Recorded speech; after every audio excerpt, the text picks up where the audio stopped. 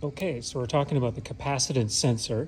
So here is the capacitance sensor, and as you can see, it's got a smooth bottom surface, and it's going to sense through the polypropylene pipe. In this case, polypropylene. It could be also PVDF or other plastics. And so the sensor is actually kind of located up into the pipe, and you can see there's a line scored right there, and that's the bottom of the sensor, which may or may not be the point at which it senses. So just by demonstrating using the liquid in the water in my hand, so that's what we're going to get, is an alarm when it senses some liquid. So we're going to start off with water. Little finger in the way. All right, so here we just have plain old tap water, and we're just going to sense it, actually zoom right in on the, okay, so we're going to see where it senses. So right there is about where it's going to sense. Do that one more time.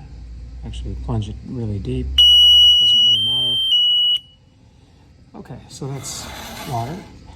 The beauty of the sensor, though, is it senses liquids of all different viscosities. So we're going to, and it resists coatings and scaling, fouling. That's why you'd use this instead of a float switch. So now we're going to try it in maple syrup. Actually, let me just dry this up. Okay. And by the way, there's a 2-second delay on this alarm box, so if it doesn't respond right away, that's why. So here we're going to just plunge it in again.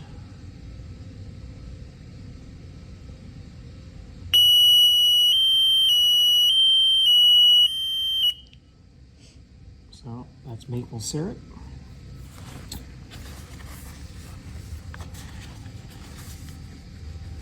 So we're going to keep working up in viscosity. I should get a shot of that. So now we're going to try some honey.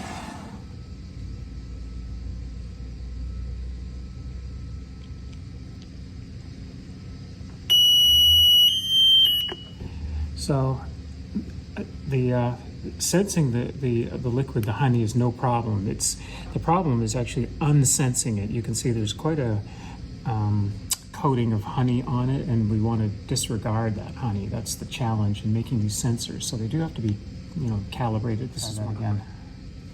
Typically, though, in production situations, you'd withdraw it kind of slowly. I'm kind of pulling it up pretty quickly, and you'd never really see that in practice. When you have vessels that are emptying, you see there's kind of a line, and it would sort of, the pipe would be clean before long.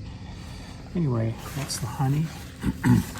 No moving parts, as you can see. Very cleans off very easily. So now we're going to go progress to motor oil, which is let's see, this we have the 5W30. So this is not as it's less viscous than the honey, but the reason I'm including this is because the dielectric constant of the motor oil is very low. It's only 2 to 3, which makes it difficult to distinguish from air. So anyway, we're just going to, and you'll notice that I have to plunge it into the motor. That's the point at which the others sensed, right at the score line. And it's not sensing yet. I have to plunge it in. Now I'm going to plunge it in more all the way down, deeper, and then it's going to sense. It's going to go all the way down there.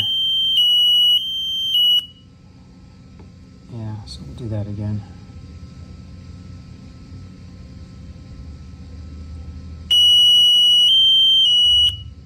Yeah, so that's motor oil. So you can see it pretty much detects a wide range of viscosities, as wide a range as you'd ever encounter. So now what we're going to do is test it on liquids that coat. So that's what these paints are here for. All right, so here we're experimenting with paint, and this is a very thick paint, I guess a high quality paint. It's almost like pudding. Anyway, so what we're going to do is, so it detects the liquid level in paint, but now we're going to dry it on and see.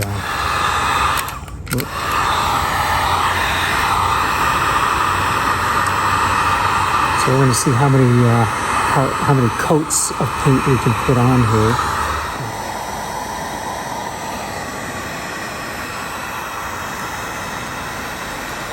All right, let's check that. Oops, well, there's quite a skin on there, but there's a little more drying off in places to test it, but it's definitely dry now, and definitely, well, except there's a wet spot there, but it's definitely very thick coat. So now we're going to try a second coat.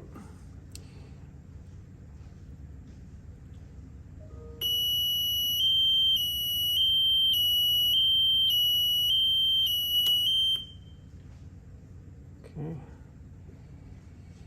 Now we're going to dry that one. Be back in 5 minutes. All right, we're back. It's a lot more than 5. We had to let this dry overnight because this paint formed kind of a skin, tough skin that wouldn't allow the paint to dry. So it became like a bag of fluid around the tip, and that just it wasn't going to work. So now we're trying a different paint. By the way, that was this paint here. It's primer, one coat. Really, that's probably explains the skin. So now we're trying a different paint to see what that looks like. So here we go again.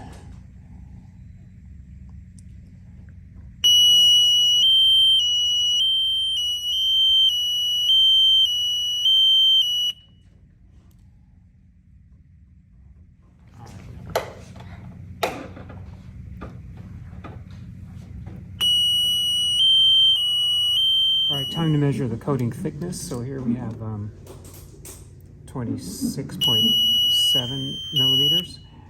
And right there, the alarm detected the metal of the calipers, and it's going to do it again here probably.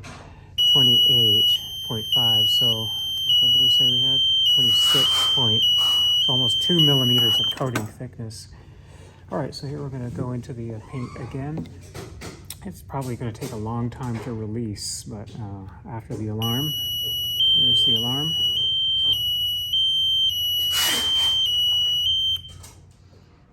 All right, coating number 6.